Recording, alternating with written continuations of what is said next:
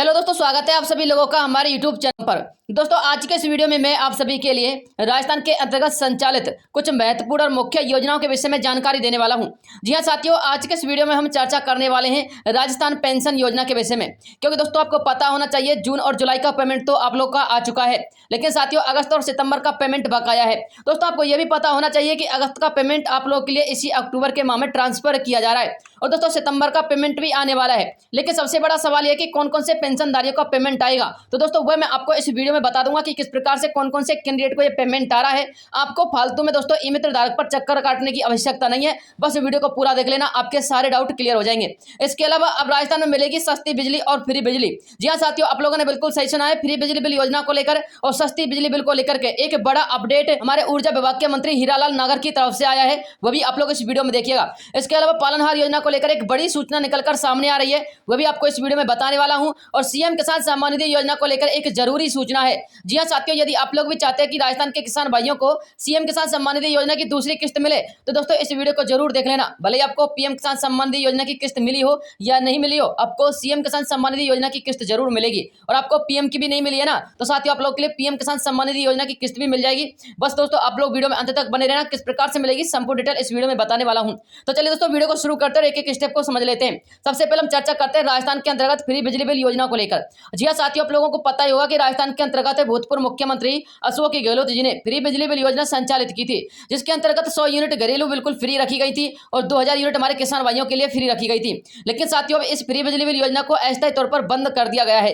अब साथियों जो हमारे बिजली उपभोक्ता है ना, वो बिजली बिल अधिक आने की वजह से चिंतित दिखाई देते हैं, क्योंकि दोस्तों राजस्थान के अंतर्गत वर्तमान समय में बिजली बिल काफी अधिक मात्रा में आ रहा है। जी हाँ साथियों, लेकिन अब आपको घबराने की आवश्यकता नहीं है दोस्तों, अब आप लोग की इस समस्या का निजात आपको मिल जाएगा। क्योंकि दोस्तों आज का ये अपडेट और जयपुर से खास अपडेट है, आप लोग इसको पढ़िएगा। एक आर्टिकल के माध्यम से न्यूज़पेपर की ये कटिंग में आपको बता रहा हूं। इसमें साफ साफ लिखा हुआ है, कांग्रेस ने बिजली खरीद में घोटाला किया था, हम सस्ती करेंगे बिजली। ये हमारे ऊर्जा मंत्री हीरालाल नागर जी का बयान है। साथियों इसके अंतर्गत क्या अपडेट उन्होंने दिया है वो आप लोग देखना।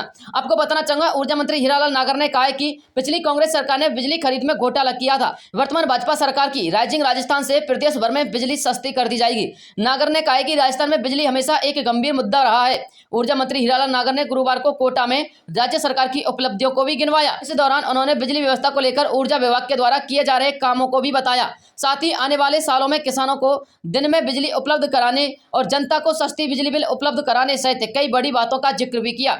यानी कि दोस्तों हमारे जो ऊर्जा मंत्री हीरालाल नागर जी, उन्होंने कहा कि आप लोग थोड़ा सा धैर्य रखिएगा।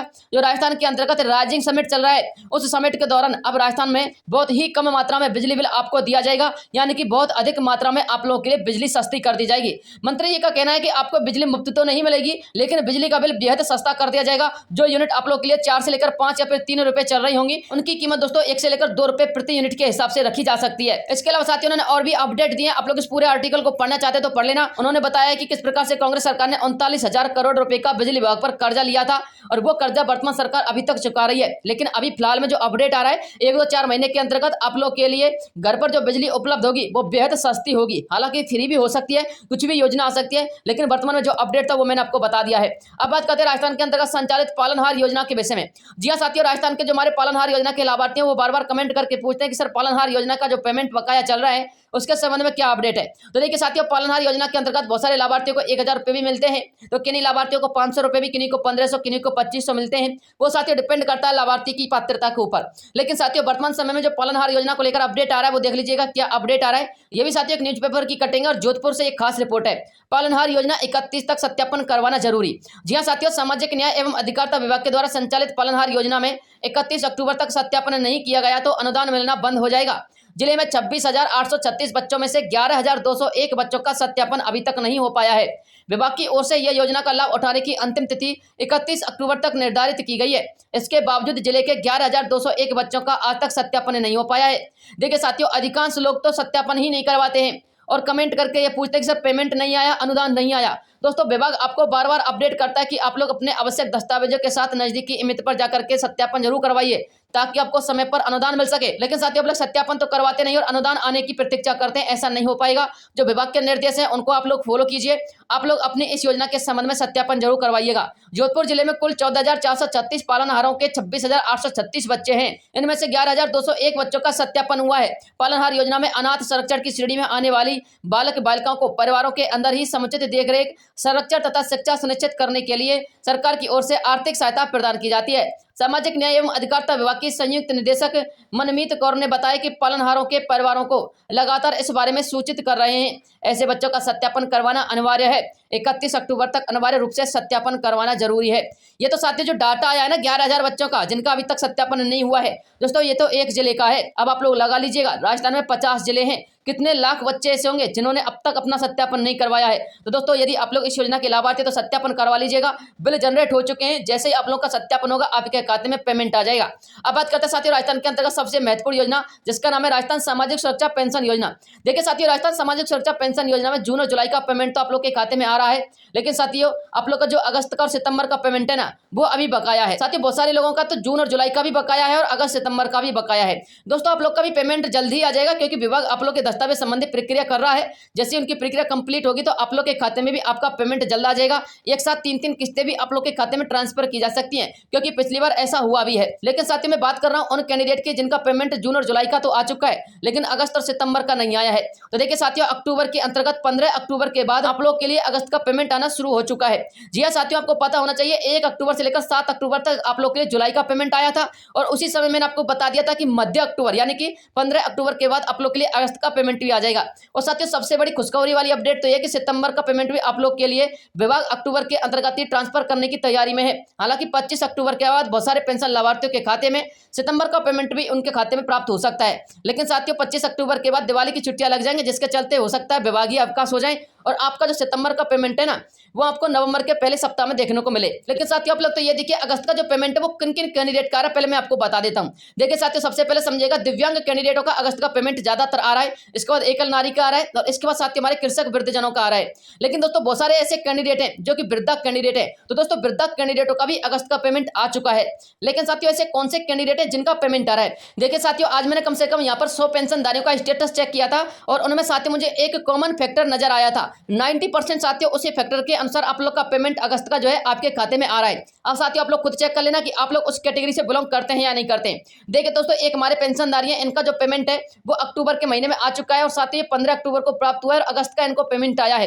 दोस्तों मैं आपको सारे के सारे स्क्रीनशॉट अलग अलग दिखा रहा हूं, लेकिन आपको बताना चाहूंगा ये जो पेमेंट आ रहा है ना ये साथियों ऐसे पेंशनधारियों का आ रहा है जिनका जो पीपीओ नंबर है ना वो 0 से स्टार्ट होने के बाद जस्ट कोई संख्या हो, यानी कि एक 0 हो और उसके बाद 1 2 3 4 5 6 इस प्रकार से कोई संख्या हो। जैसे कि साथियों ये हमारे पेंशनधारी हैं और इनका जो पीपीओ नंबर है वो 092 से स्टार्ट है और इनका जो पेमेंट है ना वो आ चुका है। इसके अलावा साथियों आप लोग और भी देख सकते हैं, एक पेंशनधारी और है, इनका जो पीपीओ नंबर है वो 0597 के साथ स्टार्ट है, यानी कि 0 से स्टार्ट है। तो साथियों इनका भी पेमेंट अगस्त का आ चुका है। आप लोग देख सकते हैं 15 अक्टूबर को इनका भी ट्रांसफर हो चुका है। इसके अलावा साथियों आप लोग ये भी चेक कर सकते हैं 081 यहाँ पर भी साथियों इनका 0 से स्टार्ट है और साथियों ये एक फीमेल कैंडिडेट है और इनका भी पेमेंट अगस्त का आ चुका है अक्टूबर के महीने में। 14 अक्टूबर को इनको पेमेंट प्राप्त हुआ है। एक और साथियों इनका भी 0 से स्टार्ट है, तो साथियों इनका भी जो पेमेंट है वो आ चुका है। यहाँ पर आप लोग चेकआउट कर सकते हैं, यहाँ पर इनका भी पेमेंट 14 अक्टूबर को आया है और अगस्त का इनको पेमेंट प्राप्त हुआ है। इसके अलावा साथियों आप लोग और भी चेकआउट कर सकते हैं, एक कैंडिडेट और है, इनका भी 061 से स्टार्ट है और साथियों इनको भी पेमेंट प्राप्त हुआ है अगस्त का और ये भी साथियों इनको 14 अक्टूबर को प्राप्त हुआ है। इसके अलावा साथियों आप लोग और भी देख सकते हैं, बहुत सारे स्क्रीनशॉट मैंने आप लोग के लिए स्टेटसों के यहाँ पर प्रूफ के तौर पर लगा रखे हैं। इनका भी पेमेंट 14 अक्टूबर को ही प्राप्त हुआ है। दोस्तों सारे स्क्रीनशॉट अलग अलग है, आप लोग यहाँ पर उनकी डेट ऑफ बर्थ चेक कर लेना, आप लोगों का कंफ्यूजन दूर हो जाएगा।